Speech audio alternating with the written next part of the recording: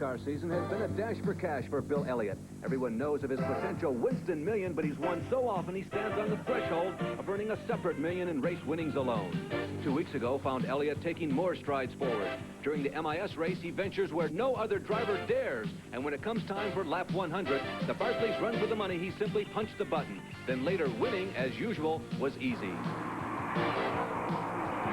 Now it's on to Bristol, Tennessee, a high-speed short track, and it looms as the potential great equalizer. Factors like this: when the leader spins, fate makes its own selections. Often half miles make this a contact sport and seem to favor the knowledge of veteran teams.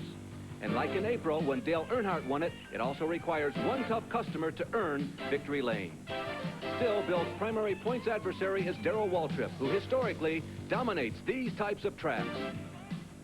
Bristol, Tennessee. We are in the mountains and the foothills of northern Tennessee, and this is the Bristol International Raceway, and we are here for live prime-time Grand National stock car competition from Tennessee.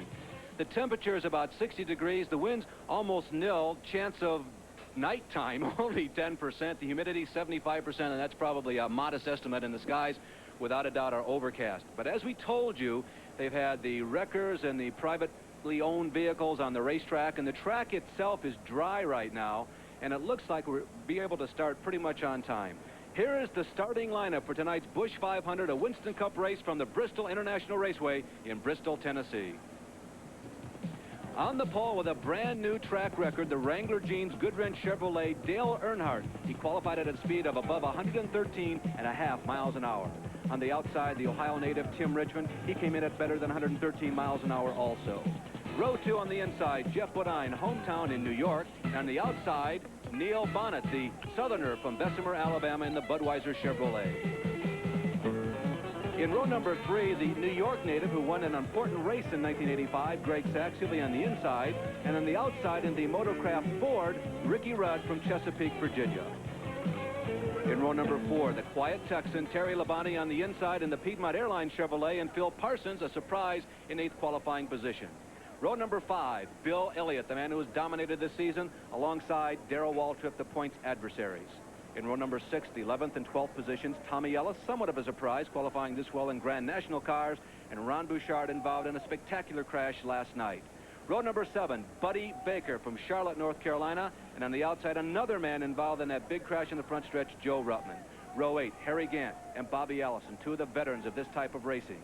In row number 9, 2 of the younger drivers who are beginning to make their voices heard, Kyle Petty on the inside in the 711 Ford, and Lake Speed in the Nationwide Auto Parts Pontiac. Row number 10, a man who performed well last night, Dave Marcus. He now lives in Schuyler, North Carolina, and on the outside, Mike Alexander from across the street. Row 11, Rusty Wallace, the Midwest driver, and on the outside, a dirt track convert, Ken Schrader. In row number 12, Ronnie Thomas from nearby Christiansburg, Virginia, and the King, Richard Petty. In row 13, another Texan, Bobby Hillen Jr., one of the younger drivers in the trail, and Eddie Birchwell, a rookie on the outside.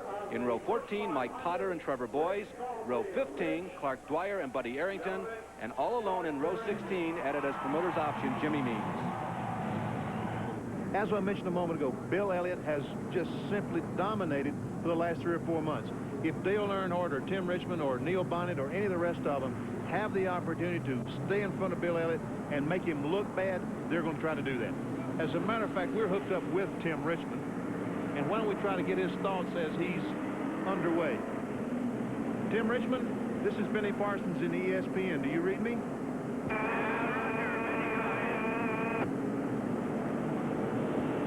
Tim, why don't you try that one more time because you were cut out.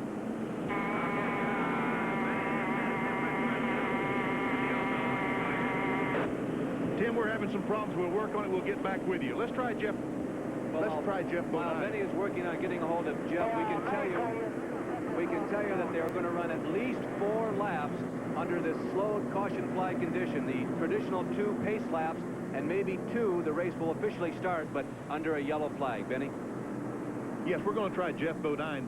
Jeff Bodine, this is Benny Parsons in ESPN. Do you read us? I read you loud clear. Yes, Jeff, what does the racetrack look like from inside the race car?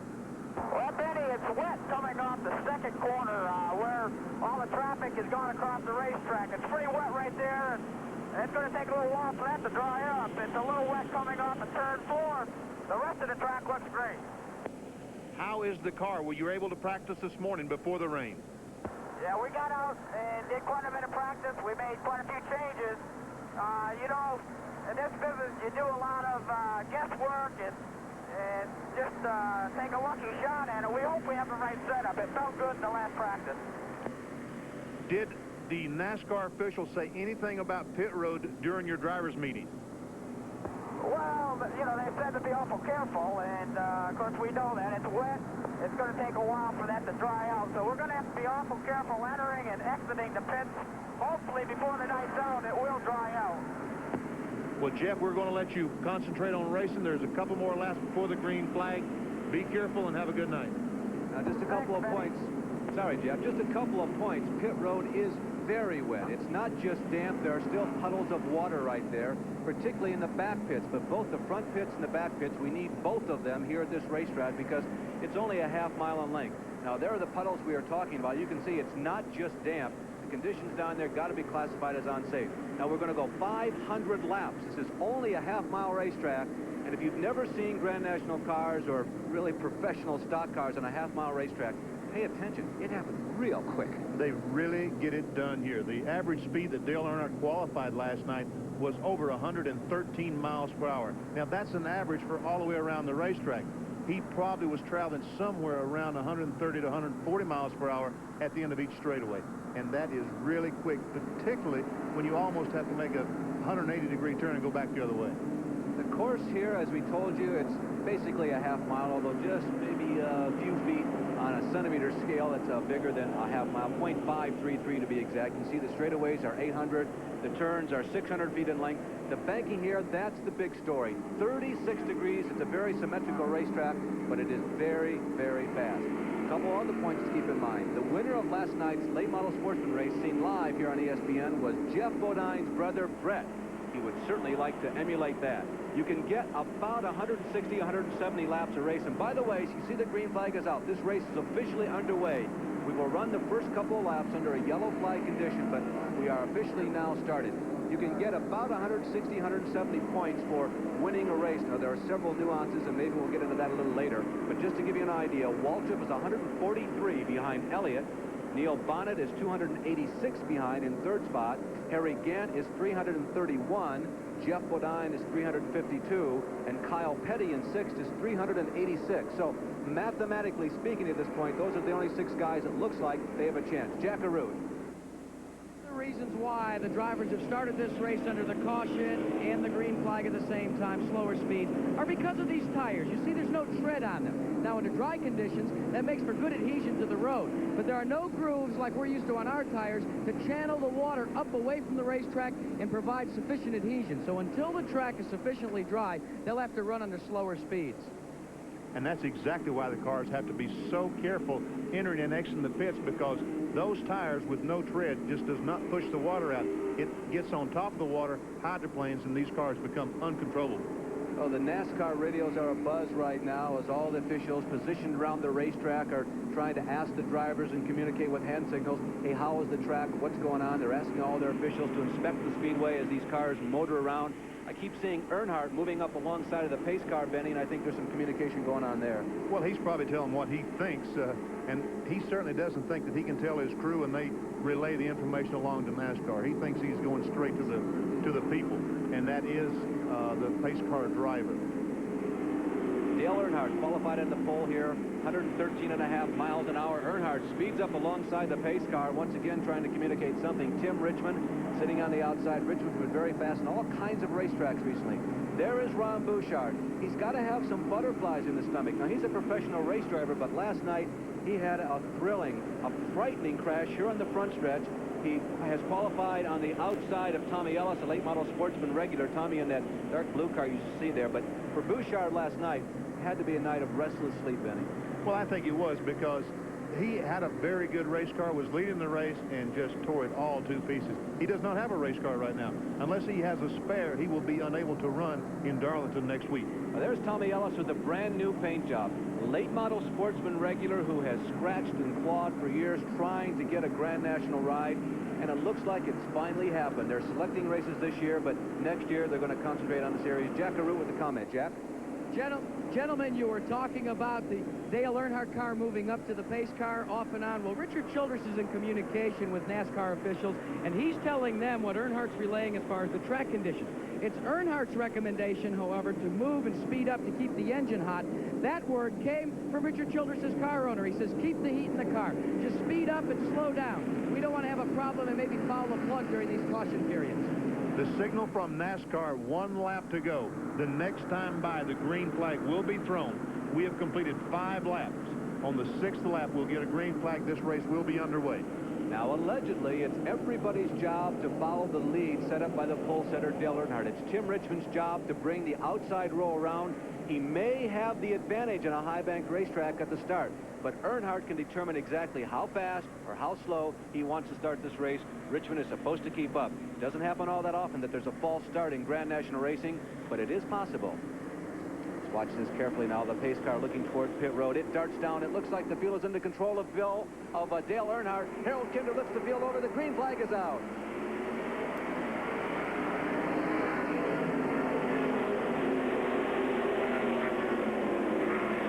Dale Earnhardt has the initial lead. Jeff Bodine moves to the inside of Richmond. Jeff Bodine out of row number 2, and Neil Bonnet runs in 4th. Around turn 3, turn 4.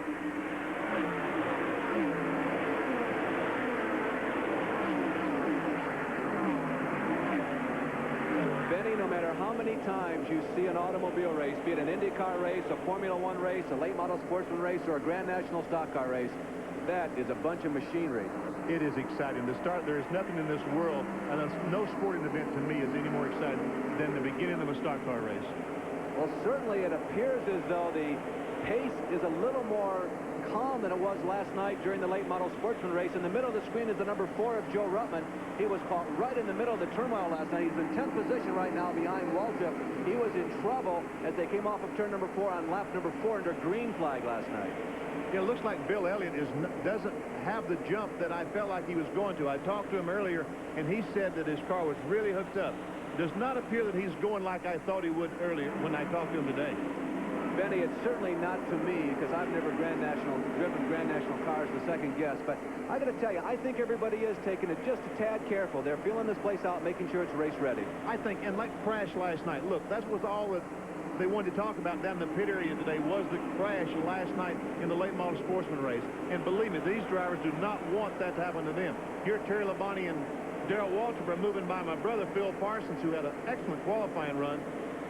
That's 7th, 8th, 9th, and 10th. Richmond, as we told you, 3rd. Bonnet is 4th. Ricky Rudd is 5th. Greg Sachs is 6th. Terry Labonte now 7th. Phil Parsons 8th, but that's changing rapidly. Darrell Waltrip is in there for 9th. In 10th position is Ruttman. 11th is Bill Elliott. 12th is Ron Bouchard. 13th is Bobby Allison. And 14th is Lake Speed. 12 laps officially, now make it 13, have been completed. Just some excellent racing going all the way around the racetrack. Phil has gotten caught on the outside and just simply cannot get back to the inside, which right now is clearly the fastest way around the racetrack. Oftentimes on a paved, high-banked half-mile racetrack, the fastest groove is right up along the wall, about a foot or so off of it. But because of conditions, because of the weight of the cars here at Bristol, in a Grand National stock car, you see that white line like on a highway. That pretty much lines out the best groove around this racetrack. It really does. Right on the bottom of the racetrack. And Phil just, he's got the car sideways coming off turn 4. I think that Phil's reason perhaps for slowing is he may not have tires that are just to his liking, Benny. It's difficult for him to stay down. He's loose again. Yes, he just simply has to go up the racetrack to keep the car under control. And meanwhile, while he's doing that, the other drivers are driving by him. Well, Phil has dropped back to 12th position after having started in 8th. There's Phil once again now trying to hold back the challenges of Lake Speed. Here's what happened on the previous lap. Well, he's up in the middle of the corner. He stands on the shoulder, and we can see the car just simply go sideways. And he's very lucky that Bobby Allison didn't hit him in the rear and complete the car spinning on around. Now, it may not sound as exciting, perhaps, if you're not real familiar with racing. They go 200 miles an hour at Darlington. Waltrip, by the way, while we're watching this, is also having a little bit of problems. But I can only assure you that at 115 to 135, 140 miles an hour on a half-mile racetrack, this is probably easily more demanding and certainly more frightening to a race driver than one of those big super speedways. But this is the toughest racetrack physically that the Grand National drivers compete on. The toughest racetrack there is. There's a good shot of Bobby Allison in his own car. Yeah, Bobby Allison has forsaken the mount that he had a week ago when we last saw him and has returned to the Buick. Bobby Allison, of course, maintaining his own team, at least for the rest of the season, but he told us earlier this week that he does not plan on running his own team next year. He is looking to get involved with somebody else and looking perhaps for additional sponsorship, although Miller American is certainly still a very strong candidate. Slower traffic is finally beginning to make its way back to the leaders, or the leaders catching up to them.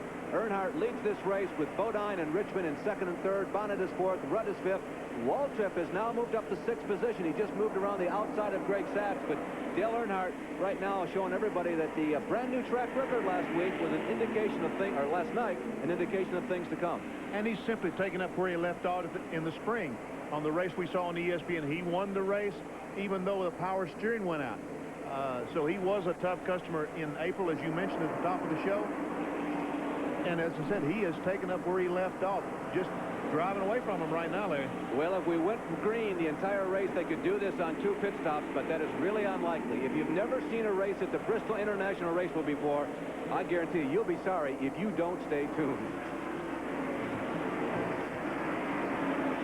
Greg Sachs lost control in turn 2 of lap number 83 to bring out the yellow flag. We continue on lap number 120 with Darrell Waltrip and Dale Earnhardt battling for the lead here on ESPN Classic.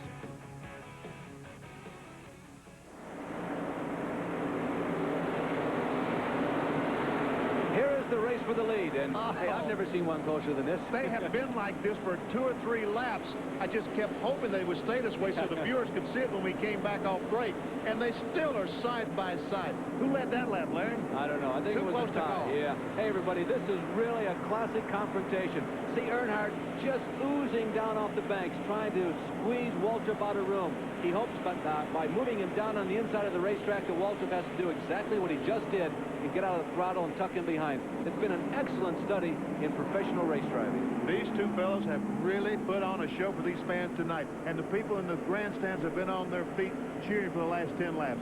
These guys are really going at it. Boy, they really are. They're going to try it again. Just to update you briefly on the weather, no indications out. We, of course, are inside here in a glass-enclosed booth, so we can't tell exactly how the clouds are rolling in, but it seems to be just a little more clear. I see the mountains, and there goes yeah, whatever his name is, Waltrip. The 11 car, Darrell Waltrip. Yeah, the 11 car to the inside of Earnhardt. It looks like it's just a little clearer than it was when this race started. He may get away with this one, Benny. Well, no. Earnhardt leads the lap. Dale Earnhardt not running as fast as Darrell Waltrip. That's obvious. If he was running as fast as Darrell, he'd be pulling away, but he's been able to hold back Darrell Waltrip because he's been running perfect circles, as they say in the racing trade. Now, if he can just keep... Ooh, Darrell gets a little sideways, which I thought he had him, but he got it just a little bit sideways. Dale pulls up alongside of him, and Earnhardt using all that racetrack, keeping Darrell on the inside, moving him down as much as he can, taking away all the racetrack away from Darrell. Hey, this may look easy to you at home, but believe me, this is precision work. You'll never see anything like this at any Daredevil show. This is tremendous. This is a great, great race. They can't do that. I've been here. That's impossible to do that. Oh, is that right? Yes, but they're doing it lap after lap. And the interesting thing is, it's been very clean racing. You know, in some forms of racing, the contact of the sport is part of it. And to a certain degree on a short racetrack, the Grand National drivers will tolerate it. But these guys have been going at it perfectly, lap after lap, without banging into each other. And Darrell tried again, that time coming off turn 2. Even though the slow cars were there, he felt like Earnhardt maybe getting behind the slow cars would get held up for just a moment. But they didn't. You know, Jackie Root talked a moment ago about the tire that was blistered on Darrell's car. Running high on the racetrack is going to cause the tire to blister. So Earnhardt may have an advantage in the long term staying on the bottom of the racetrack. Well, there's Ricky Rudd and Jeff Woodine. They are 4th and 5th, and just momentarily you caught a glimpse. There is at the bottom of the screen the number 22, the red and white car of Bobby Allison. He is still running fast. Now there's Bobby. He is quietly... Darrell and Waltrip moved to the inside. They got together, coming off the second corner, got together very, very good. But but Waltrip has the lead. And now we'll see if we're right, Benny. Darrell has been running faster than Dale, and he might run off and hide. Started to tell you a little bit about Allison. Just an update as we watch the first 2 cars. Allison has quietly moved into 4th position, and he's only about a straightaway behind those 2 guys. There's Joe Ruttman at the top of the screen. Joe's been turning in a great performance the last 50 or 60 laps, but unfortunately, he is 3 laps in arrears. You know, we see that Darrell Waltrip, as soon as he got by Dale Earnhardt, moved down on the racetrack, and he seemed to have lost some of the edge. He's not pulling away from Dale Earnhardt like we thought he would. He's not trying to pull away. Jackie Root a moment ago mentioned that blister tire. Now Darrell Waltrip has the lead. He's trying to keep the tires on the car. He's trying to run on the bottom of the racetrack and keep the tires so they won't blister. Well, how you do that is, as Benny says, you move down to the bottom of the racetrack and you can run the tires a little cooler. The centrifugal force doesn't tug away at the outer skin of the tire like it does when you're up on the banks. Exactly right. There's Darrell Waltrip continuing to hold that advantage on Earnhardt. And here's what it looked like just a couple of laps ago. In turn one, Dale Earnhardt goes up the racetrack, and look, Darrell right on the bottom of the racetrack, right on the white line. Well, he saw it, Benny. You could see him punch that accelerator right in the middle of the corner. He Yes. said, oh, Earnhardt has slipped up. Here's my chance. And he just moves up the racetrack because he cannot see Earnhardt. And they rub tires. That's right. Darrell Waltrip's right rear and Dale Earnhardt's left rear tires made contact. Waltrip continues to lead. 135 laps are complete. Bobby Allison continues to move a little closer toward the top. Waltrip has not run away from the hit from Earnhardt. You can see he's moved from 10th to 1st. Joe Ruttman runs competitively, laps down. Tim Richmond runs 3rd, but here comes Bobby Allison. They're going to be doing a little bit of a tussle in the next couple of laps. Not there yet. They'll go at it for 3rd spot. Darrell Waltrip, as I keep talking about, but I think it bears repeating, he does not want to drive away. He simply wants to keep those tires on the car. He don't want to blister any more tires tonight. Okay, quick rundown. After 137 laps now complete, 12 cars in the lead lap by last names only. Waltrip, Earnhardt, Richmond, Allison, Rudd, Bodine, Labonte, Bonnet, Elliott, Richard Petty, Kyle Petty, and Lake Speed. Well, there is the 3rd running car of Tim Richmond, and there is the 4th running car of Bobby Allison. We told you that we anticipated that in the next 4 or 5 laps, but I guess things happen so quick here, maybe there'll be the next 15 laps. But I think he definitely is going to catch him. There is no doubt that Bobby Allison is clearly one of the faster cars on the racetrack. And there's Ricky Rudd. He runs in 5th position. This is probably the best performance for Rudd and Allison in quite some time. It's a good race for them because both of them, they weren't exactly down, but they really needed to have a good race. These are two guys that haven't won a race this year. Oh, Lake Speed and Buddy Baker got together on turn 4. I thought that they had spun, but they didn't. Well, there is Jeff Bodine. He's in 6th place right now. And I felt like that Bodine, and I still think that Knight is very, very young. I think the 5 car is still one of the cars to beat tonight, Larry. Well, they've had a lot of disappointments this year. You see his best 85 finishes, 2nd, 3rd, a couple of 4ths. They've led a lot of races. They have been the kingpin a number of times, and little nagging things have taken them out of races. He thought when the season began he had a real clean shot at the points championship. That may have gone away, but he has potential to be as good as any race driver out there, any team out there. He certainly does. And there's last year's champion, Terry Labonte. And that just goes to show you how fast things turn around in Winston Cup Grand National racing.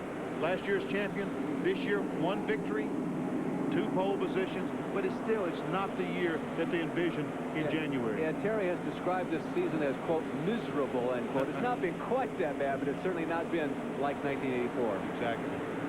And there is Neil Bonnet, 2 victories so far this year. And with Bill Elliott winning 9 of 18 races, he and Dale Earnhardt and Bill Elliott are the only multiple winners on the circuit. But for the last 2 or 3 months, the 12 car's been floundering, trying to find the combination.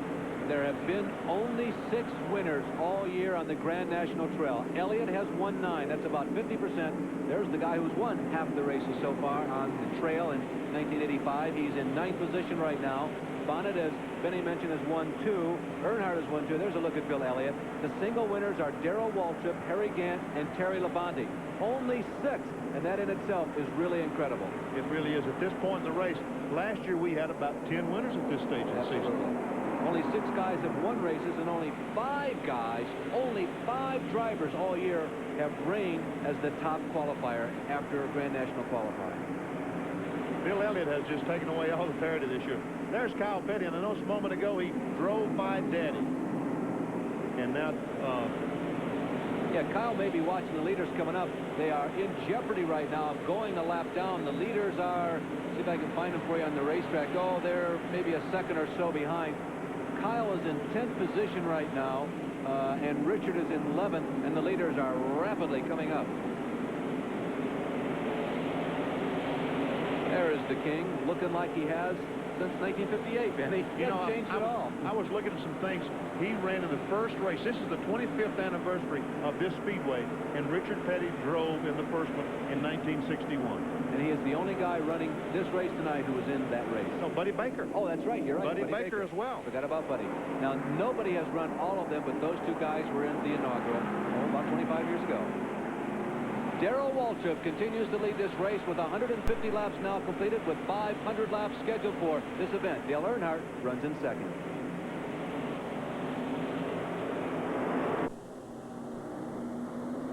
I guess if you have really good eyesight, you can see damage on the number 77 car. We are under caution flag. Greg Sachs scraped the wall going down the backstretch. All the leaders, by the way, are coming. You see Bonnet going by. Sachs scraped the wall.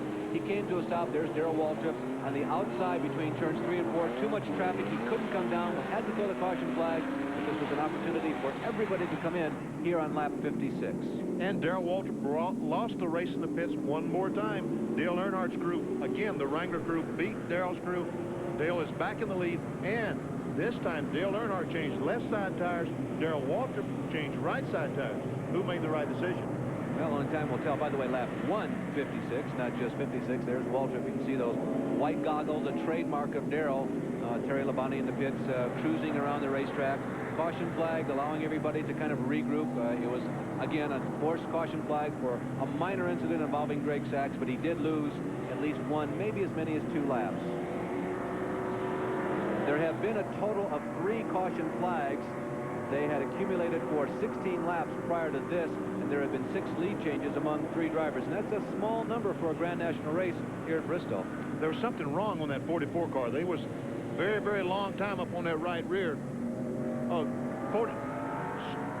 Mike Alexander has lost the left rear tire on his car. It's fallen off. It's going down the back straightaway. You can see there comes the tire down the back straightaway minus the car. And we saw the car minus the wheel. That's one way of putting it. Well, we were about 2 laps from going back to green, but this will certainly slow things down as that wheel aimlessly wanders down the backstretch. What happens in a case like that? Somebody tries to work too quickly during a pit stop, and either all or maybe none. No, I don't think that's possible if the lugs get on. No, it's possible, because I left the racetrack at Nashville one time with no lug nuts on the car, and I made it for a half a lap before it fell off. Now, this is the guy whose shop is across the street, the 27-year-old. This is the Sadler race car. The only guy who drove on the highway, and by the way, I understand they installed temporary lights and brakes and license plates so that all the law enforcement authorities were okay on it. He's the only guy who drove here to the race. Everybody else, of course, got carried in big fancy haulers. 158 laps are complete. Earnhardt and Elliott, but there are still a lot of other top competitors who may be lying in wait, just waiting in the bushes. On the racetrack, Benny. He's been slowing down for 4 or 5 laps, and there's been some smoke coming out the left exhaust pipe. But it looks like the thing has finally given up and refuses to run anymore. Well, he was running in 11th position, and I don't know, maybe miserable is a good adjective after all. Terry Labonte, the defending Busch 500 winner, or rather defending champion. And he's going behind the wall, and anytime those cars get back in the darkness where you can't see them, there is a serious problem. Jackie Root, I think, may be down there. Jackie, are you? Benny, what we're doing is following up on your question as to why Junior Johnson may have elected to change right side tires again. He had no choice. Look at the splice on this tire. This is off the right front. It was beginning to come apart. They're very upset about the fact that they got a defective tire, but more so because they wanted to change the left tires. Well, despite all those tire irregularities, Waltrip has been turning in an outstanding performance. I got to tell you, Benny, after seeing that tire, I'm even more impressed. So am I. But the thing is Darrell Waltrip, in going to the front, has been punishing his tires. As Jackie has shown us his tires, he has been punishing those tires. He simply now is going to have to back off a little bit, let Dale Earnhardt go on, and take it easy on those tires, because he's still, right now, Darrell Waltrip needs to pit on the green flag. They need to run 150 laps and pit on the green so he can change 4 tires. Okay, 10 cars on the lead lap. Kyle Petty is the 10th one. The number 3 car of Dale Earnhardt is the first one. It's Earnhardt, Waltrip, Richmond. Bobby Allison has ascended to 4th. Jeff Bodine, the number 12 car of Neil Bonnet, Bill Elliott, Ricky Rudd, Richard Petty, and Kyle Petty. Both of the Petty people avoided getting lapped. Well, Earnhardt has really had his hands full tonight with Mr. Waltrip. The two of them are two of the most experienced competitors in Grand National racing, but Earnhardt talked about how you are good here at Bristol. Well, you got to be ready all the time here. It's such a close, tight-knit racetrack. You race close, and it's a high bank and everything. You got to stay ready all the time. Dale Earnhardt continues to orbit around the high bank .533-mile oval here in Bristol, Tennessee. It's a beautiful setting. We are nestled among mountains and foothills in northern Tennessee, just north of the Virginia, or rather south of the Virginia state line. It's a really pretty part of the country to be in, Denny. As a matter of fact, Bristol is a twin city. It is both in Tennessee and Virginia. The state line is Main Street. Darrell Waltrip is coming back. He has gained back up on Earnhardt. I thought that Earnhardt being able to change lefts and Darrell not, that Dale Earnhardt would have a tremendous advantage. But Earnhardt is coming. Darrell Waltrip has moved back up on the bumper, and he's making a challenge for the lead again. Well, Main Street, USA, for tonight at least, is this racetrack. And Darrell Waltrip is proving, I think, that if you are an outstanding race driver, you can compensate for a lot of other minor, nagging little problems that might otherwise keep you back into 6th, 7th, 8th, 9th, or 10th. And Darrell Waltrip is really trying some different lines. When I see him low on the racetrack, I see him high on the racetrack. He's trying to find out where his car will run, where he can keep up and keep the tires on the car. But I don't think that high is the place that he wants to be. I think he's going to simply get the tires too hot. And the tires are, Jeff Bodine is spun up in turn 3 and 4. Lots of people right behind him, everybody darting to the high side, the low side, both sides, and Bodine, as you can see, he's got damage to the right rear quarter panel of that race car. He has blown a right rear tire, and it has just simply torn the right rear quarter panel up. Oh, a tough break. Once again, the Levi Garrett machine, through no fault of their own, seemingly is in trouble. Now, Bodine limps into the pit area. Pieces fly off the race car. You can see the right rear tire relieving itself from the rim as he comes to a stop. The leaders go by. Bodine goes down at least 1, maybe 2 laps. Jeff Bodine, who seemingly was cruising right where they had planned a pre-race strategy, running in 4th, is now out of it. Jeff Bodine dejectedly has brought his car into the pits, and they're making adjustments on the right side, as you can see, changing the tires. But they're also trying to pry off the sheet metal on the left side as well. He streaks by us, and the tire on the back has just torn all to pieces when it exploded. Well, all the leaders have come into the pits. There's Earnhardt. Let's see if he can get service like he has the last couple times and get out before Waltrip comes back. This may be an opportunity for Bodine to get at least 1 lap back. Again, unofficially, we anticipate that he lost 2. No, Earnhardt is coming out. Bodine lost 1 lap. Earnhardt's coming out. Waltrip's coming out. They're side by side. They almost scrape, and Earnhardt, or rather Waltrip, just cannot get a bite. No, he can't. He's on the bottom of the racetrack where it's wet, and Earnhardt was out a little bit, and it was dry there. He was able to. And guess who's leading, or is going to be leading the race when this thing starts back? Bobby Allison. Because he is pitted on the back. Earnhardt slowed the field down when the caution came out. Bobby Allison went in the pits. Jeff Bodine has come back in the pits for a second time. There is the leader, Bobby Allison. Now, Bobby Allison started 16th. He is pitted on the backstretch. He ran comfortably in 9th, 10th, and 11th for the first 100 laps. Then he really became a come on. He really started to come on, rather. He moved up to 4th, and now he comes out of the pits in first spot. Jack Arute is with a man who's had some disappointments here tonight, Terry Labonte. And dejected would be an understatement. Terry, this has just not been your year after a pretty decent start. I know it. I don't really know what happened. I think a burning piston or something. The thing ran pretty good at the start, and then it started vibrating and started running a little hot. Finally, I guess it just burnt the piston. While you were out there, you had a good chance to look at the rest of the competition. It's been a torrid battle up front between Earnhardt and Waltrip. Who do you think has got the advantage right now? I don't really know. It's hard to tell. You know, both of them are running awful strong. I'll tell you one that's running strong is Bobby Allison. He looks like his car is really working good. I'm sure he'll be one to contend with. We were looking at tires, making a survey off and on throughout the pit stops here. Looks like some tires, and it's going to be another story typical of Bristol, are blistering on the right rear. Is that normal for here? No, not really. But it looks like it's happened this time, though. Well, that's the story from the pits from the Piedmont Airlines driver, Terry Labonte. Bodine continues to dart in and out of the pits, in and out. Bobby Allison is the leader. Earnhardt has led the most laps by far in this race. He's led 4 different times, one time for 39 laps, another time for 75. He'll be one to contend with when we go back to green. from Darrell Waltrip on lap 260 and continues to lead, with Waltrip now a close second and Tim Richmond a distant third, as we return to the race on lap 315 of the 1985 Busch 500 here on ESPN Classic. Well, the top 5 after 315 laps: Dale Earnhardt, Darrell Waltrip, Tim Richmond, Kyle Petty, and Bill Elliott. And only the first 3 cars are on the lead lap.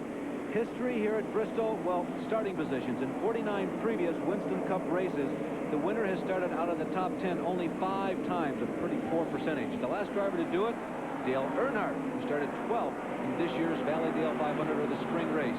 The best place to start? Well, Dale Earnhardt had that pole position. 12 winners, where about 25% of them have started up front. Well, this racetrack, with the banks and the speeds that they run, starting up front is a definite advantage. And Earnhardt started on the pole, and he really hasn't looked back except a few times when Darrell Waltrip got by him. Earnhardt and Waltrip are almost embarrassing everybody else in this field. There you see Earnhardt's 85 finishes. He has a couple of wins. Very few drivers have won races this year. An even smaller number have won multiple races. But Earnhardt is going for it tonight, and this might be win number 3. Yes. He's pulling alongside Blake Speed, putting him another lap down, going in turn 3. But there's Bill Elliott. He's keeping the thing in straight anyway. Well, his best short track finish this year has been a 6th, and he's pushing that right now. Right now, he's running in 5th, and there's Harry Gant. Now, normally, particularly on the big racetracks, because Harry is often so fast, we see a lot from him, but he's been relatively quiet tonight, but he stayed out of trouble, and he looks like he's headed for a solid top 10. He is. He's just a lap down, and he's 2 laps down right now. I'm sorry, I thought he was racing Neil Bonnet for position, but he's in 9th spot. And Harry had a tough qualifying. He qualified 15th, which really got him behind the 8 ball. There's a good picture of Harry again, who, I might add, just a couple of weeks ago in Michigan, won the International Race of Champions Series, and with that, $150,000. He really surprised Darrell Waltrip. Darrell admitted in Victory Lane afterwards, we never thought about Harry Gant. Everything had to happen for Harry. He had to lead the most laps, he had to finish ahead of Waltrip, and he had to win the race. Seemingly impossible, but he did it. And I tried to borrow a quarter, and guess what? Yeah, he said no, right? That's right. You know, Harry made a very nice gesture about the winnings from that series. He distributed that just like the normal winnings that he would make with his Grand National team. He said, the reason why I'm here is because my guys in the Grand National car worked so hard. My car owner, Hal Needham, and Burt Reynolds, my crew, Travis Carter, the crew chief, they are the reason why I'm here. They gave me the opportunity to win this extra money, and I'm dealing with this just like I would if this was Grand National money, and he spread it out among all of them. I felt like that was one of the nicest gestures I'd ever heard of in Grand National racing. Gave Needham his share and the crew their share. Harry Gant in car number 33, Neil Bonnet in number 12, and right now it looks like they're out of it for victory, both laps down. There's Ricky Rudd. Ricky trying that real high groove. He is really running high. Evidently his car just is not working. That's the 8th place car, and look how high he gets up in the turn. We've talked about, Larry, just how the groove is on the bottom of the racetrack, and here Ricky Rudd is going right to the top of the racetrack, up against the guardrail, back down the middle of the racetrack, but his car's not slipping. His only problem is it's sticking very well up there, but it's so far around the racetrack as compared to the competition. He's probably running 50 yards that Dale Earnhardt and Darrell Waltrip is not running on that. Yeah, he's running farther, and it certainly adds up. When you do that 500 times, it really makes a difference. He qualified 6th fastest today. He won one race in 1984, but like so many of the drivers who anticipated winning in 1985, it just hasn't happened yet. He did finish 2nd at this race in the spring. He put on a very fine performance, but he just couldn't set down Dale Earnhardt, who was wrestling that power steering-less automobile. That's right. He finished 2nd. Oh, there's a pose we've seen a number of times. What, 3 or 4 times before you've seen that? You know, there doesn't seem to be anything in the world that bothers Junior. He just watches his cars getting beaten right now, and beaten rather soundly. But you know, you can't tell by looking at him if he's running 1st a lap ahead or 5th a lap down. Jackie's a very interesting man, Benny, and he's all businesslike when it comes to racing. He takes this game very seriously, and despite the fact that he's a legend, and a lot of people make fun of the Ingle Howler and the Run to North Carolina down where he lives and the good old boy racing, he's quite a businessman, and he's been a big plus, in my opinion, for the sport of racing. Jack? Junior Johnson may not be showing any sort of emotions right now, but his head is whirling like a whirling dervish. They have got a problem. I checked with Junior and with Jeff Hammond. They've got another tire that's going down. It's blistering, not going down. So they've backed out of the throttle a little bit. But consider this on the Earnhardt side of the issue. He's running fine, and they're beginning now to just measure up what set of tires they want to go with on that last pit stop. At a third and very important variable. It's beginning to miss just so slightly down here on pit road. So what do you do, Benny? Do you nurse that tire, or do you signal to Darrell Waltrip that, hey, we might get rain and this thing might end prematurely, so go back and try and get to the front?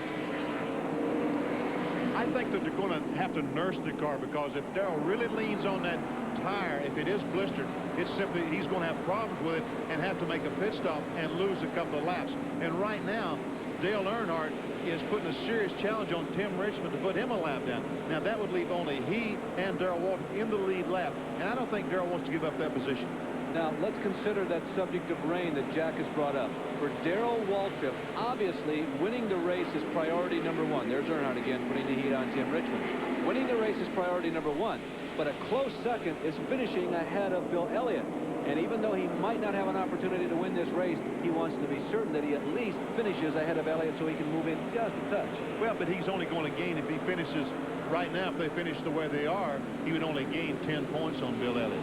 And that really isn't what he needs at a short racetrack. He needs 30 or 40 points at a Bristol, because he's going to lose 10 or 15 when he gets to there. Earnhardt drives alongside Tim Richmond and does put him a lap down. All right, let's talk a little bit about this potential of rain. If it rains, expect the race to be interrupted.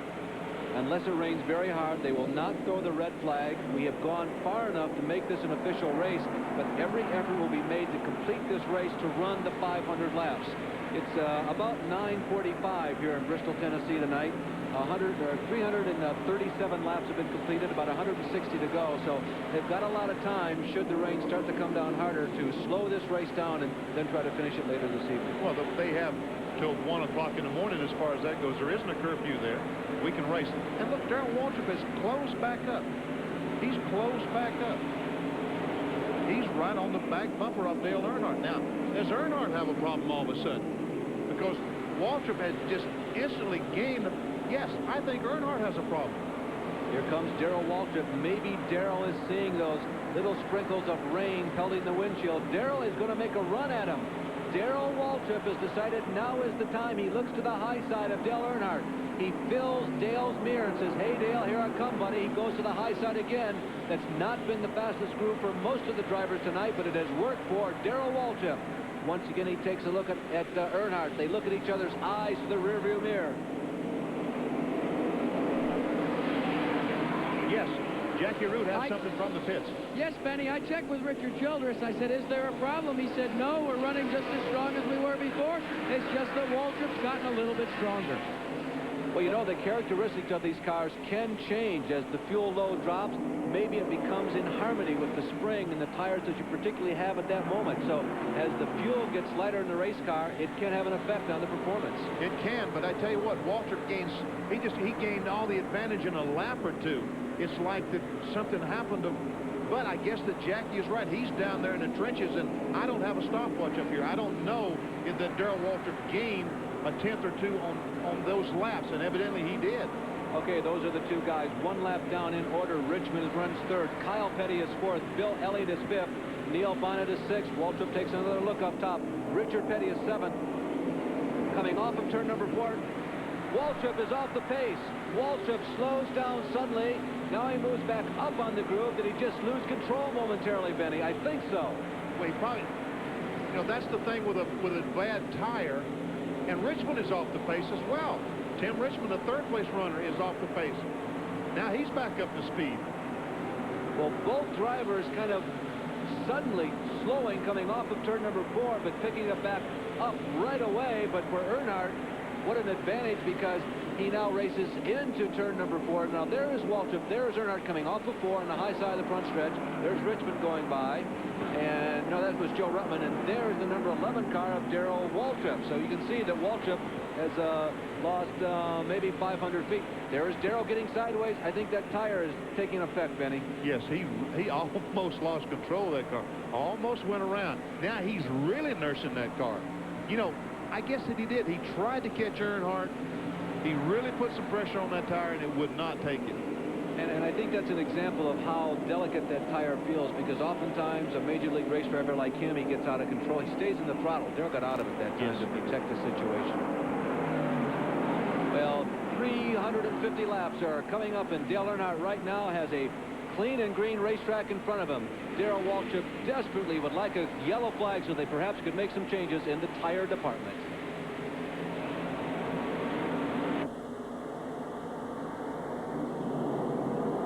Back at Bristol, Tennessee, and Darrell Waltrip, despite what we think to be tires that aren't working just properly, is staying with it. He's slogging away, and he's really putting the pressure on Earnhardt. He really is. I tell you what about, talk about perseverance. Darrell Waltrip tonight just keeps coming back.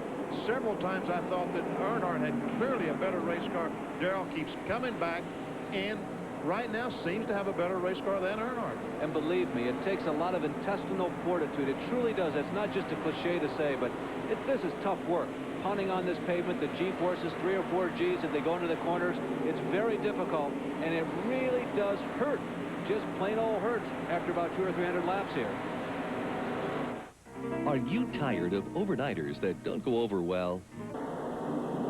Darrell Waltrip has spun out in turn number 4. And with it, does that mean the hopes of a 1985 championship? A dramatic turn of events. No caution flag. What a tough break for Darrell. No caution flag, and the quarter panel is knocked in on the right rear tire, so he's going to have to pit.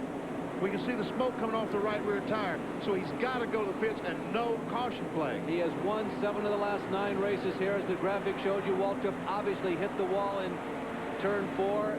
And he's sliding again, coming off of turn number 4. Right in front of other cars, sprinting right in front of Allison and Burchwell. Neil Bonnet goes by. Lake Speed, Dale Earnhardt. Waltrip goes down a lap to the leader, and Waltrip is in deep trouble. And his right rear tire is flat. The quarter panel cut the right rear tire. That's why he spun coming off turn 4. Darrell tried to stay on the racetrack until the caution came out for something else, but he caused the caution flag.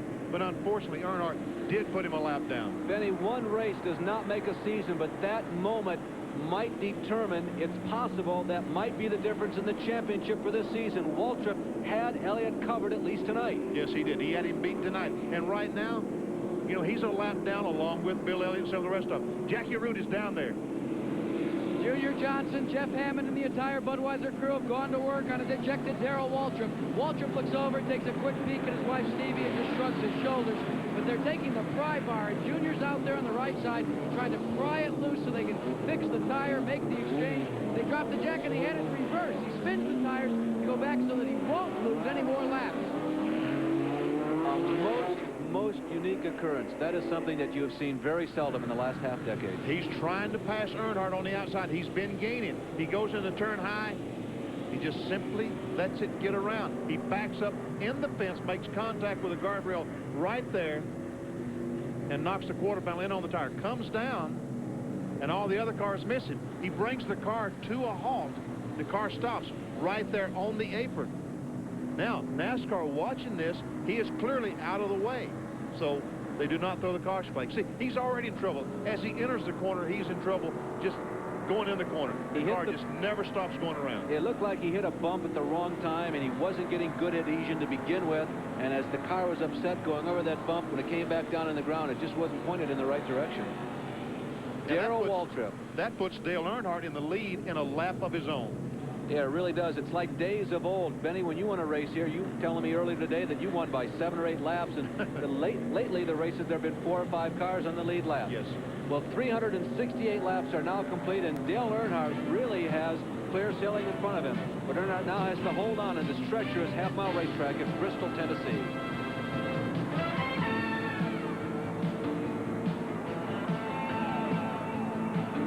1985 Busch 500 with just over 100 laps remaining.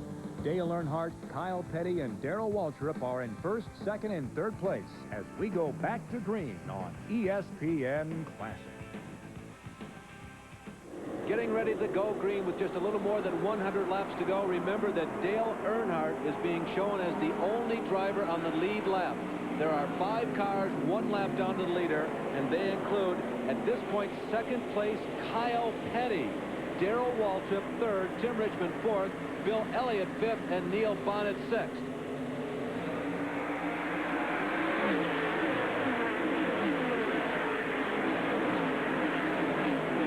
7th, 2 laps down, Harry Gant, and 8th, Bobby Allison. 9th, 3 laps down, Ron Bouchard. 10th, 4 laps down, the number 43 of Richard Petty, and 11th, 5 laps down, the number 15 of Ricky Rudd. Kyle Petty, is he on the verge of maybe winning for the first time ever in his Grand National stock car career? He's got an entire lap and 1 blue and yellow car to get around. Well, it's not the lap that's the problem. It's that blue and yellow car. Earnhardt has been the most dominant car all night, and I think right now he's just simply going to stay in front of whoever is in second place, and right now that's Kyle Petty. I think that he probably would have more trouble staying in front of Darrell Waltrip than he will Kyle Petty. And Darrell Waltrip is not out of this thing. He is only 1 lap down, but yet his car is back in shape. He's running good. Darrell's not out of this thing either. I'm going to tell you one thing about Earnhardt, and it's kind of a little personal, I guess. I like Earnhardt. I like him as a race driver. He's exciting. He's intense. You get 101% from him every single lap, and I would suggest that it's going to be tough for him to hold back just a little bit. That's not his nature. Oh, well, no, it isn't. It really isn't his nature. That's exactly right. But I think that right now with 100 laps to go that he is a realist, and he knows that why punish the car when I really and truly don't have to. Lap 400 coming up this time. 400 out of 500 complete. 80% of this race is now over. There's Kyle Petty, the blue and white red numeral 7. He runs in second place on the track, but he is 1 lap down, remember, to Dale Earnhardt. And he's got all he can handle. Kyle Petty is going to have all he can handle with Tim Richmond. And Jeff Bodine spins 1 more time up at turn 4. Lots of smoke, but it looked like he avoided any wall contact. We'll see the right side of the car as he goes by. Boy, Jeff has got to be shaking his head back and forth as he powers down the front stretch here and slows down. I heard an explosion. It sounded like somebody's tire going down. The caution flag is out. There is steam or something above turn number 4, but I guess that's the fog beginning to roll in. There's a replay on what happened with Jeff Bodine. There's Bouchard going by. Elliott goes by. Camera pulls back, shows Bodine spinning on the high side. He just simply goes around. I don't know what caused it. I saw some smoke. I thought there was an excessive amount of smoke inside the car. Now everybody is back in the pits 1 more time. Everybody would love to win this race out of the pits to get in front of Dale Earnhardt. Jackie Arute is down in the pits. And they're going to the left side rubber on Dale Earnhardt's car. You can see the scars on the left side from doing battle at Bristol. He's off and away. They've made the exchange. And a quick cursory survey of the tires there, Benny. Things look pretty good for Dale Earnhardt. Well, I think, Jackie, that Dale has been nursing the car. He's keeping that thing alive just as well as he can because he knows there's potentially a problem for a tire to blister. In other words, the tire compound just a little bit too soft for what these fellows are putting them through tonight. Well, here's one more look at what happened on the high side of turn number 4 to Jeff Bodine. Coming that time, you can see the smoke coming up on the bottom of the screen. Pull back and see Jeff spinning around like a whirligig, but no contact with the wall and no contact with any other race car. Have tired, achy muscles got you? While you were away, there were 2 very brief green flag laps, and then the rains came. Now, it is not coming down hard. You can see the puddle there in the pit area that there's enough sprinkles. The sprinkles have become serious enough to delay this race. The caution flag is out. By the way, the weather radar about a half hour ago was showing nothing, Benny, but I commented about what seemed to be fog moving in over turn number 4, and it may simply be that. It may be mountain fog that is condensing into rain because the weather radar is not picking it up, but it's wet enough out there to throw out the caution flag. Well, as we talked earlier in the race, these tires have no tread. They are slick, so therefore they just simply cannot run in the rain. They have to slow down and take it easy, and that's what they're doing right now, hoping that the little brief sprinkles will go away and we can get back to racing. This is the 11th caution flag, the all-time record for caution flags here at Bristol. Just to give you an idea of how tonight has been going, is 12, and that was set here in the spring. So we are approaching that track record. 411 laps have been completed. Dale Earnhardt is out in front by at least a lap over the entire field. So nobody is really in a position to challenge Dale, so that they have to call this race. I would not think that from that standpoint there would be any hard feelings. Dale Earnhardt at number 3, the Wrangler Jeans car, the one tough customer who won here in the spring, is certainly well on his way again here tonight. Benny, I've got a question for you up in the booth. Being a race driver, when you have the rain come down like this and the pace car running as slow as it is, are you not concerned as a driver that after an engine having been running so hot and so powerful all night that maybe you could foul a plug or something could go wrong right now? That is a prime concern of everyone out there right now, is to don't foul any spark plugs. And there's several ways that you can go about that, and I'm sure every driver is implementing that right now, trying to keep the fuel, all the fuel is going in the engine, burned and not drowning those spark plugs out. The reason why I ask that is as you watch it topside, watch Dale Earnhardt. He takes a run every once in a while in the pace car, as if he's trying to say to the pace car driver, look, I need a little more speed. I've got to keep my revs up. Well, that's what he's trying. That run will also turn the engine more RPMs. He'll have that car in first or second gear when he makes that run, Jackie. He'll turn it more RPMs, therefore get rid of the excess fuel that's puddled down inside the engine. Well, I thought there was only one guy that could answer that question. He was sitting right next to Larry Newber. Absolutely, Jack. You know, the rain is just kind of irritating. It's not coming down like a rain shower. It's more than a sprinkle, but it's just enough, just barely enough, to bring the proceedings here to a halt. Dale Earnhardt is thinking, gee, I wish they'd call this. Although thinking about Earnhardt, he likes to race so much, maybe not. The race in Cleveland a couple of years ago, Larry, and that really was an exciting race. Those cars are just absolutely awesome. You know, we're looking at stock cars tonight, and the way the paint jobs and what have you, they look like race cars, and they are race cars. There's very little stock about them, except they are Chevrolets, and they are Fords, and they are Buicks, and Pontiacs. Those cars, those Indy cars, are nothing but pure race cars. Thoroughbreds. Look at a green flag after a rain delay. 421 laps complete. Dale Earnhardt is the only driver on the lead lap. Neil Bonnet on the inside. He'll try to get back. The only lap that he is behind, and now Bonnet becomes the second car on the lead lap. We just talked to Tim Richmond. He's looking at getting underneath Earnhardt, but Earnhardt says no way. Boy, he did. He closed the door on Richmond in turn 3. Richmond had some ideas, and Earnhardt just simply shut the door. He didn't close it. He shut the door there. Earnhardt slides into turn number 2. He turns the wick up on Neil Bonnet. He knows that Bonnet now becomes the only other threat, at least temporarily, on the racetrack. And Earnhardt is going after the Hueytown man. Yes, he is. He's going after him strong. But Tim Brewer is right. Dale Earnhardt is a little bit loose right now. The car just slipping and sliding a little bit more than it should. He may be slipping and sliding, but right now he looks like he's... And he touches Neil. Knocks him up out of the way. Gets alongside of him. Together. And Neil and Tim Richmond come together. So Neil Bonnet has a real rock'em sock'em corner. And here comes Darrell Waltrip. Wow. Now everybody right behind Dale runs for position. They're together on the racetrack, and they are all one lap down. And now Kyle is underneath Neil. Neil Bonnet is having a tough time. Boy, they're just trying to knock the poor boy out of the way. He's having a tough time. He's got to be wondering, is it something I said? Okay, Richmond runs in second place, one lap down. Waltrip is third, one lap down. Now, here's a look again at Dale Earnhardt getting underneath Neil. He bangs him going into the corner. He bangs him going in the corner. Neil Bonnet has nothing to do except go up the racetrack. And when he does that, Earnhardt drives underneath him. Bonnet tries to get down to the bottom of the racetrack. Earnhardt is there. They collide. He's still trying to get back. Richmond comes along. They collide.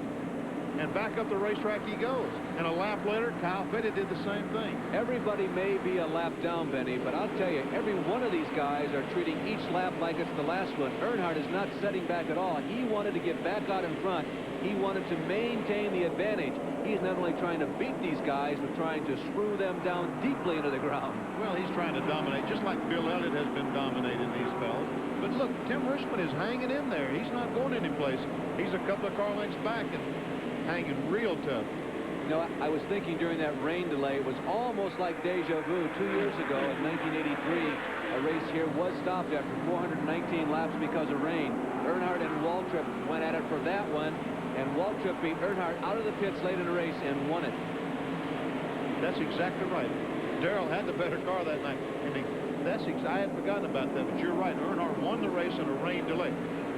Kyle Petty gets out of control coming off of turn number 4, touches the outside wall. Apparently back up to speed. He moves up on the banking in turn 1 and 2. There is the leader, Earnhardt. Second place car, remember, 1 lap down, Richmond. And Richmond now beginning to show that he has aspirations about getting that lap back. We mentioned about Kyle touching the wall coming out of turn number 4. I think we're going to be able to show it to you. Trouble up in turn 2. Bobby Allison goes around. Comes down, almost runs into Rusty Wallace. Kyle Petty is sideways on the racetrack. Harry Gant was in the smoke, but nobody was involved. But Bobby Allison makes severe contact with the outside retaining wall. You can see the rear of the race car. And Kyle, who had a breathtaking moment about 2 laps ago, has another one coming out of turn number 2. Bobby Allison, after a strong performance tonight, Bobby qualified only 16th fastest. He was the fastest of the drivers who didn't make top 15 the first night. He moved all the way up from deep in the pack to 3rd or 4th tonight, but it ended prematurely. Yes, we saw the right rear tire turning just a moment ago. Bobby Allison was trying to get going. The frame has bent so badly on that car that the right rear tire is off the ground. Bobby was running in 7th position, 2 laps down, but all the leaders take a chance to come in, including Earnhardt. I think he's putting a lot at risk. He's giving everybody a chance to make their lap up. Waltrip and Richmond are getting out in front of Earnhardt. Everybody He's giving them a lap back. Everybody gets out in front of him. This is an entirely new race. Suddenly, like lightning, Dale Earnhardt gets beat out of the pit by at least 2 drivers, and Waltrip and Richmond have a chance. Is Bonnet also in that group? Yes, Bonnet is right in front of him. Bobby Allison is out of the car. He's talking to him. He's talking to him kind of animated. Now, Benny, what's the call on this? Now, Earnhardt is the leader of this race. Does that mean that because those 3 guys we just talked about are on the lead lap, that they're going to be waved by the pace car, go around to the back of the pack? Oh, no. They're simply, they have a half mile to go to make up. But they do have a chance now. Waltrip, Richmond, and Bonnet out of the pits before Earnhardt. So it looked like just a couple laps ago before this yellow flag for the Bobby Allison-Kyle Petty incident that Earnhardt was going to have clear sailing on this, but it's not to be. There's the tail end of this. On the outside is Bobby, on the inside is Kyle. Yes, Kyle Petty. Bobby Allison does not make contact with anything on the outside, but he backs off the brakes to get out of the way. And Rusty Wallace, and he backs the car in the inside guardrail and really made some serious contact with that inside guardrail. High Bank Racetrack. Had that happened at Richmond, he probably would have got away from that unscathed. Here's another angle on what happened, and we pick it up on the end of it. There you see Rusty taking evasive action, and the impact, bang! And you can see that car fold up as Allison hits it at only maybe 40 or 50 miles an hour, but it really takes its toll. Well, he hit it dead on at 40, 50 miles an hour, and that wall wasn't going anywhere. You know, the wall has been hit so many times in automobile racing, and it wins every single time. 436 laps are now complete, so the end of this race is coming none too fast for Dale Earnhardt. He's been dominant, but can he hold on? Flag. Remember, the first 3 cars are now on the lead lap, but they do not run first in this race. A little bit of almost drama, Benny, during that caution flag lap. Earnhardt tried to sneak in front of Bonnet or Richmond or Waltrip or all 3, and they would have nothing to do with it. Richmond actually at one point scooted ahead of the leader, Darrell Waltrip, but he was not so much trying to get at Waltrip as he was Dale Earnhardt. Right now, those 3 cars, they're all in front of Dale Earnhardt with a caution to come out. Right now, they would make the lap up and have an opportunity to win the race, not finish 2nd, 3rd, and 4th. Now, Benny, if this were a big racetrack, they'd hook up and try and draft and get away from Dale. But what do you think? Will they stay in line, still run 1, 2, 3 and try to pull away from Dale, or are they going to start jousting among themselves? They're going to start jousting among themselves. If Tim Richmond can get by Darrell Waltrip, he's going to do that, because that is for a spot. That's for possibly for 2nd place in this race. Okay, Darrell Waltrip runs 2nd in the race. Tim Richmond runs 3rd in the race. Neil Bonnet runs 4th. The leader is Dale Earnhardt. He is about a half a mile, and there's a spin in turn 2. 3, 4 cars involved. Kyle Petty again. looks like the number 90 car of Kenny Schrader, Clark Dwyer. And here's the caution flag. We have a brand new race. 4 cars now on the lead lap, and they are going to be nose to tail. Oh, my goodness, my goodness, my goodness. But Earnhardt's car was not working that time. You know, they pitted. Now, look, Earnhardt's not keeping up. Well, of course, I don't think Earnhardt he has a problem or what it is, but he's not keeping up. He's coming in. I think he doesn't like the tires he just got, Benny, so he's going to pit. Now, he has pitted. Waltrip has pitted. Richmond has pitted. Richmond is out of the pits. Now, Waltrip has got to get out before Earnhardt to save that lap. What's going on? Richmond didn't stop. He came in the pits but did not stop. I don't know what the forward story is. Well, Richmond continues on the racetrack. Earnhardt is in the pits. Here comes Richmond around. Is Richmond passing now the number 3 car, the 12 car of Neil Bonnet pits? Richmond, I believe, must have taken the lead, Benny. I think that Tim Richmond is the new leader. Now, Bonnet is pitted. He'll have an opportunity to move right up behind Earnhardt and Richmond. But what a change of events. A big headache for scoring. Tim Richmond went down pit road. He had to go down pit road, and he's made up a lap. Well, maybe we can find out some more details on this, Benny. See if you can raise Tim on the radio. Well, they're black flagging somebody. Looks like Eddie Burschwell that's coming out for it does not affect the leaders. Tim Richmond, this is Benny Parsons up in ESPN. Do you read? Roger, Benny, go ahead. Did you go down pit road, or how did you get such a lead? We went to pit. We seen Darrell going ahead and pit. And just as I started turn on pit road, my guys, Barry Dawson, told me to stay up, and we were already committed, so we just went on by the pits. 10-4. Did you make up a lap on the field then? Benny, say that again, please. Did you make up a lap on the 3 car, or are you just in the lead right now? No, we are, I think, right now running second behind Darrell. All 3, the 2, the 11, 12, and the 27, I think we all made up a lap. Okay, Tim, we're going to try to get this thing sorted out. We'll get back with you. Roger. Well, Benny, I can't second-guess scoring because that's not my primary job right now, but I would kind of agree. I think Richmond has the lead. Well, I tell you what, here's what caused the caution flag. Kyle Petty in the 7-11 car. He goes into turn number 1. Remember, he just came out of an incident a couple laps ago, left rear. Something breaks in the left rear. He spins the car right in front of Kenny Schrader, and Kenny has no place to go except in the outside guardrail and against Kyle Petty. Goes Dave Marcus going by. The number 49 car of Dwyer has also, or rather Trevor Boy spins and gets bumped. Phil is back out on the racetrack after a very long night in the pits. He just evaded that situation. Well, we think we've got this all sorted out. About 50 laps to go. Officially, 452 laps have been completed. Remember, this is a 500-lap race. This is going to be a shootout yet. Have caution here at the Bristol International Raceway. This is Larry Newber, and joining me, as he has so many times the last couple of years, former Grand National champion Benny Parsons, and as always, Jack Arute down in the pits. We've been slowed because of a minor incident. There have been just a slew of caution flags tonight. I think we may have set a brand new track record.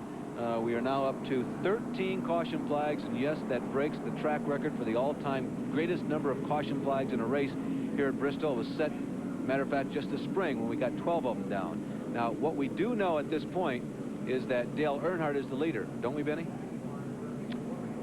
Well, I don't know. They just have moved Tim Richmond in front of Dale Earnhardt and behind Darrell Waltrip. I don't know. I think that they're saying that he is in the tail end of a lead lap. Tail end of the lead lap. That's what I think. Now, Richmond is darting down to the inside. He's pulling up alongside of the pace car. Now he's going to go around the track. He has been radioed that he is allowed to go back to the tail of the field. Now, we believe, and this is unofficial, that means that Tim is being put at the tail of the lead lap. But it does put him at the tail of the lead lap and about probably 10 cars behind the leader, Dale Earnhardt. But on the restart, he will be able, since he is in the lead lap, he'll be able to move close up right behind the 12 car of Neil Bonnet. Now, trying to summarize this call for you again, what happened? Tim Richmond ducked through the pits during the last caution flag without catching up with the pace car first, and in effect, because he never stopped, he gained a whole lap on the rest of the field. But by ducking into the pits before being picked up by the pace car, that was illegal. He got a stop-and-go penalty, so he ends up not a lap ahead of the field, but at the tail of the lead lap, right? I don't know. Okay. Beats me. I thought I knew something about this sport, but evidently I... Well, you know, it happens so fast. NASCAR thinks they have it right because... Yeah, I think we're getting ready to go here. They're giving him one lap to go. And Richmond has been placed in front of Dale Earnhardt now. Are they saying he is the leader now? Now we are back to where we were about 5 or 6 caution flag laps ago, and they're saying Richmond is the leader with Earnhardt second. Right behind him, Bonnet in third, and Darrell Waltrip at the head of the pack, the distance of 1 lap behind, but on the lead lap. Okay, if that's what they say, that's what we will do. 458 laps have been completed, and this race has an entirely different complexion. Remember, Tim Richmond did not pit. He has, let's call them old tires. Everybody else has new. Yes, we're going to see exactly what happens right there. Green flag, needless to say. Richmond leads this race like lightning. Dale Earnhardt bottoms out with a full load of fuel going around turn number 2. Bonnet is third. Ricky Rudd is underneath them in that white bottom, red top car. And Richmond, despite not having new tires, is pulling away, at least for the time being. Earnhardt the last time did not handle very well, and again, he is not handling right now like he was earlier in the race. I don't know if in a few laps the car is going to come back or not, but he is just not handling. As a matter of fact, Bonnet is alongside him going in turn 1. And we are getting to the point in this race where it's going to be incredibly dramatic, like Quicksilver. It happens very quickly. Only 40 laps to go. And Bonnet is right on the back bumper of Earnhardt. The dominance that Earnhardt has shown all night, it just simply went away, and I can't explain why. Schrader slows. We didn't, I know, see that, but it was very dramatic. Schrader slowed down suddenly right in front of Waltrip. Now they are second and third place, according to NASCAR. Dale Earnhardt, Neil Bonnet. That's Bill Elliott right behind, but Elliott is at least 1 lap down. 1 lap down in 5th position, as a matter of fact. Now it looks like that Earnhardt, whatever his problem was, has went away, and he's just simply driving away from. But look, the 27 car is right on the back bumper of Waltrip, and Earnhardt, here he comes. Now the leader of this race, at least officially, unofficially at this point, remember, is Tim Richmond. Richmond leads this race. He's trying to get around Darrell Waltrip. Waltrip is on the same lap with him and Dale Earnhardt, but he's the distance of the racetrack behind. Waltrip runs in 4th place right now. Richmond leads this race. 464 laps are down. I don't know what could have possibly happened to Earnhardt just those first few laps, but he looked like the car just did not handle. And Bonnet, something looks like has happened to his car, because Bill Elliott's on the outside of Neil Bonnet, the challenge for that spot. Tim Richmond driving for a team that really had outside hopes at the beginning of this year of maybe challenging for the championship. Certainly they thought they would win 2, 3, maybe 4 times this year. They have not won yet in 1985. They won once in 1984. Richmond desperately wants to win. Maybe in that category, Richmond is more desperate than Dale Earnhardt, who's already won twice this year. And there's only 33 laps to go.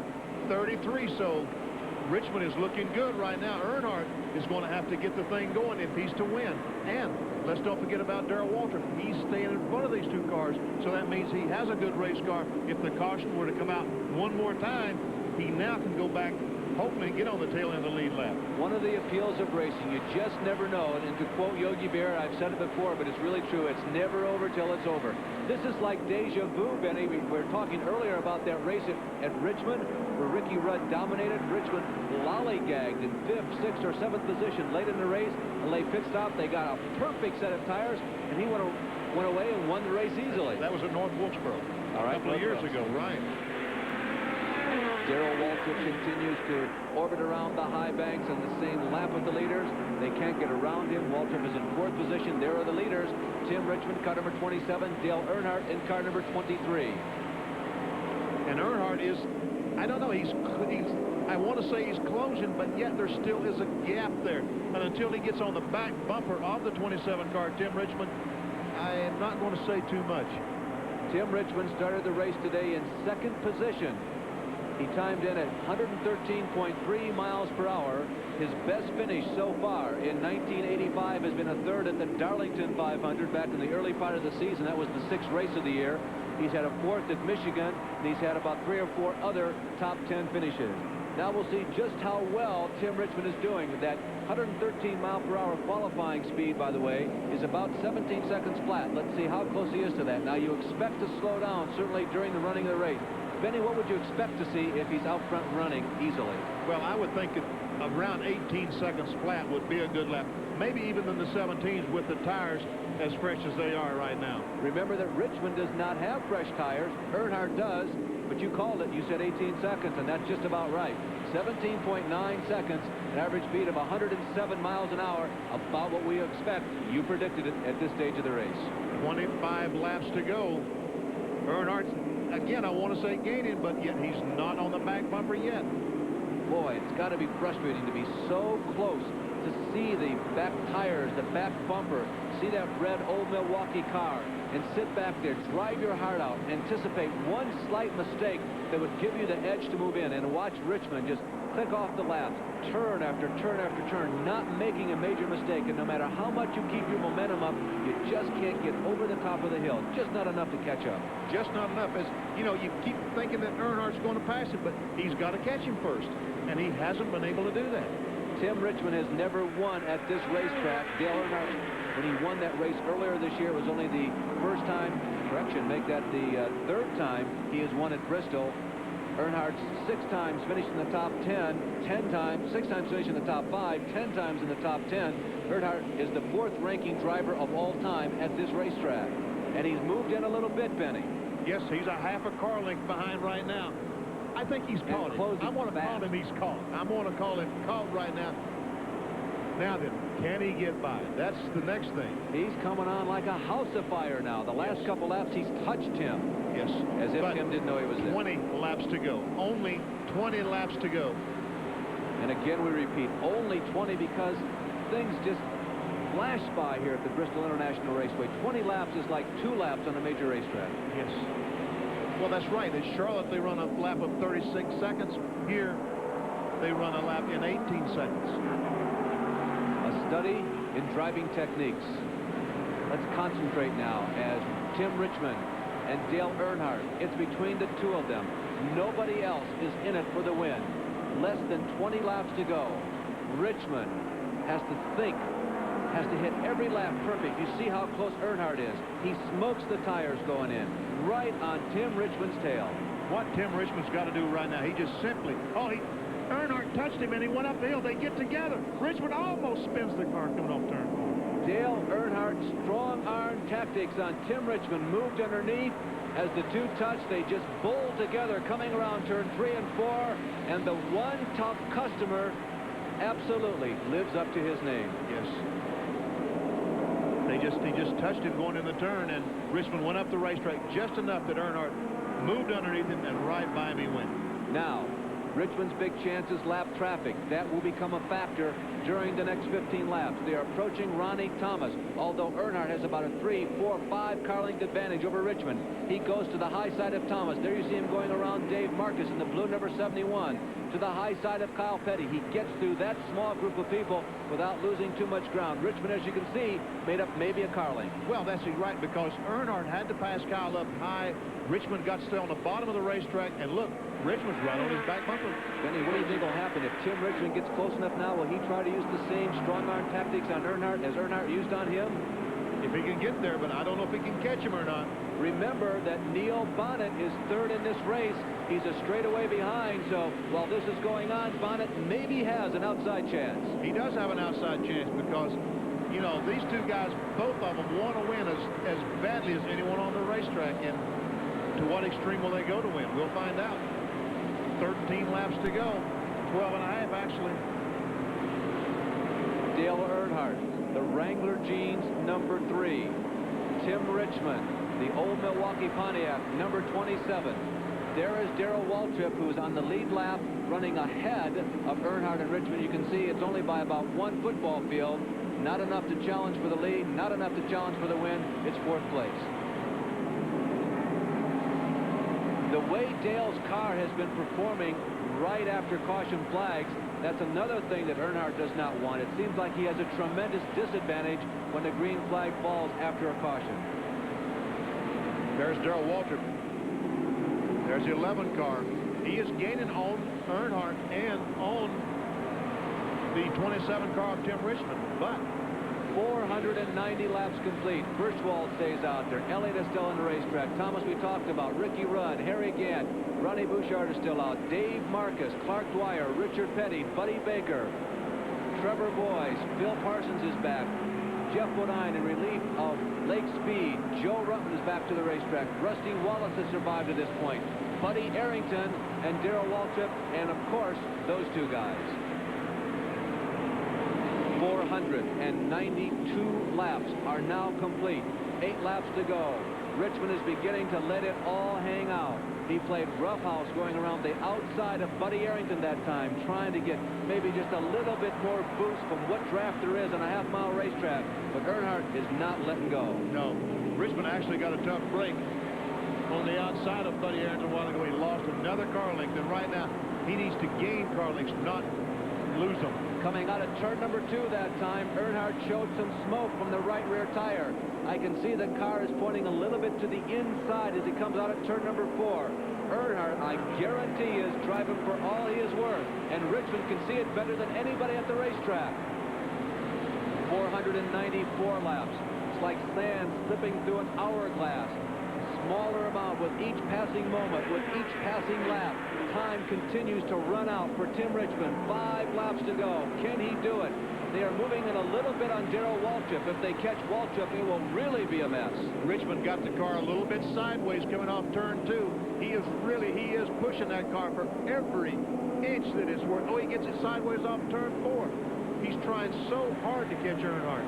Richmond is on the radio, as is Dale Earnhardt to their crew. They're telling him exactly where they are. Both drivers know that this time by we complete lap number 497. On balance, if he had to pick somebody on the basis of merit in this race so far, Earnhardt deserves to win. But Richmond has really come on strong in the last quarter of this race.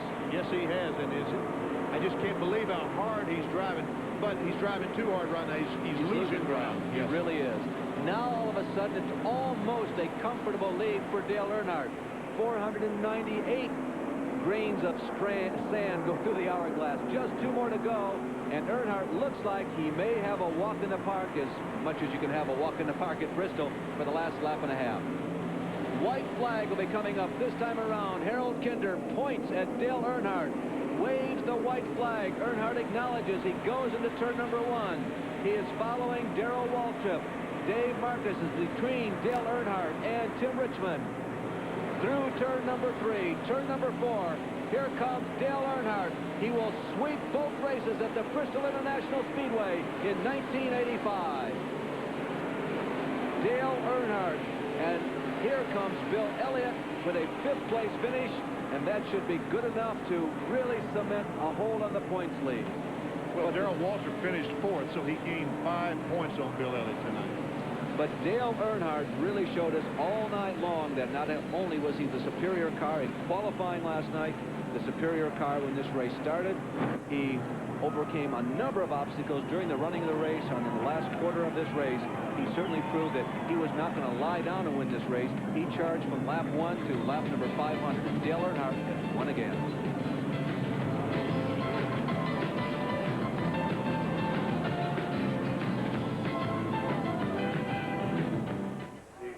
We're here in Victory Lane with the winner of the Busch 500, Dale Earnhardt. Congratulations. Thank you, Jackie. I'd like to thank Wrangler and Mr. Goodwrench, our General Motors parts sponsors, and you know, all the guys on the race team. They did a heck of a job. I'd like to say hi to my boys and girls at home, and the kids. All my family stayed home. One of our crew members, Will Lynn, has got a new baby. I'd like to say hi to Sandy. And listen, I want to ask you one quick question. A lot of slamming and bamming tonight. It looked like you really had to work to win this one. Well, you know, with the lap ahead of the field there, and it's always aggressive up here at Bristol, and they got the lap back, unfortunately, on a caution, and I had to race Richmond there for the win, but he was awful tough. You know, we had to race close to get by him, but, you know, it was a good race, and, you know, I feel like everybody ran a good race all day long. The car ran good, and, you know, I hadn't got much more to say, but the car did just a great job, and the crew did a great job. You know, thank the good Lord, it was a safe race. Well, congratulations to you, Dale. 2 in a row here in the spring and in the summer for Dale Earnhardt.